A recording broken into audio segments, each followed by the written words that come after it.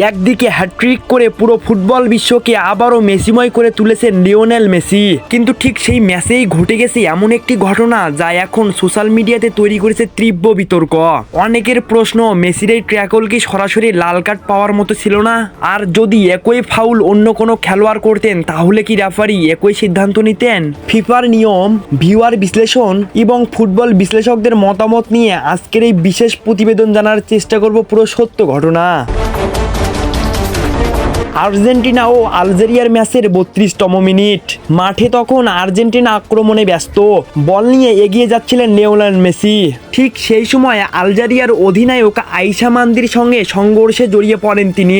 রিপ্লেতে দেখা যায় মেসির বুকের স্ট্যান্ড সরাসরি প্রতিপক্ষের পায়ের নিচের অংশে আঘাত করে।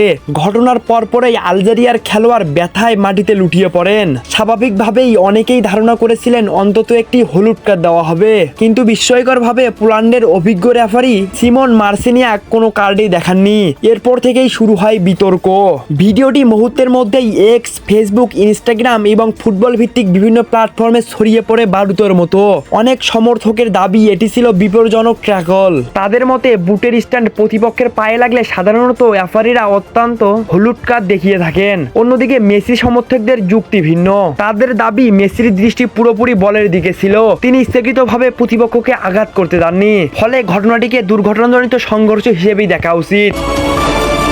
এখন আসা যাক ফুটবল আইন বা ফিফা ওয়ার্ল্ড কাপের ল 12 অনুযায়ী ফাউল সাধারণত 3টি পর্যায়ে মূল্যায়ন করা হয়। প্রথমত ক্লাসলেস চ্যালেঞ্জ অর্থাৎ অসতর্ক ট্র্যাকল, দ্বিতীয়ত বেপরোয়া ট্র্যাকল এবং তৃতীয়ত অতিরিক্ত শক্তি প্রয়োগ করে বিপজ্জনক ফাউল। যদি কোনো খেলোয়াড়ের ট্র্যাকল প্রতিপক্ষের নিরাপত্তাকে গুরুতর ঝুঁকির মধ্যে ফেলে তাহলে সরাসরি লাল কার্ড দেখানো যেতে পারে। কিন্তু যদি রেফারি মনে করেন খেলোয়াড়ের উদ্দেশ্য ছিল বল খেলা এবং সংঘর্ষটি অনিচ্ছাকৃত, তাহলে সিদ্ধান্ত ভিন্ন হতে পারে। এই ঘটনায় রেফারি, ভিউয়ার, কর্মকর্তারা সম্ভবত এটিকেই দুর্ঘটনাজনিত সংঘর্ষ হিসেবে মূল্যায়ন করেছেন, ফলে মাঠে কোনো কার্ড দেখানো হয়নি। ফুটবল বিশ্লেষকদের এক অংশের মতে এই সিদ্ধান্ত বিতর্কিত হলেও সম্পূর্ণ ভুল বলা কঠিন, কারণ রিপ্লেতে দেখা যায় মেসির চোখ এবং শরীরের গতি বলের দিকেই ছিল।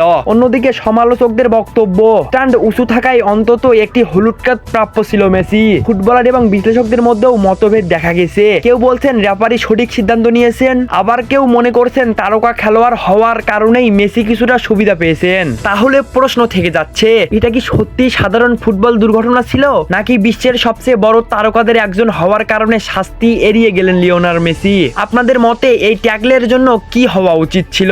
হলুদ কার্ড, লাল কার্ড, নাকি কোনো কার্ডই নয়? কমেন্টে আপনার মতামত লিখতে ভুলবেন না। আর এমন বিতর্কিত ফুটবল বিশ্লেষণ, বিশ্বকাপ আপডেট এবং বড় বড় খেলার অজানা তথ্য সবার আগে পেতে আমাদের চ্যানেলটি এখনই সাবস্ক্রাইব করে রাখুন, কারণ পরের ভিডিওতে আমরা দেখাবো বিশ্বকাপের সবচেয়ে বড় বিতর্কিত 5টি রেফারির সিদ্ধান্ত, যা বদলে দিয়েছিল পুরো টুর্নামেন্টের ইতিহাস।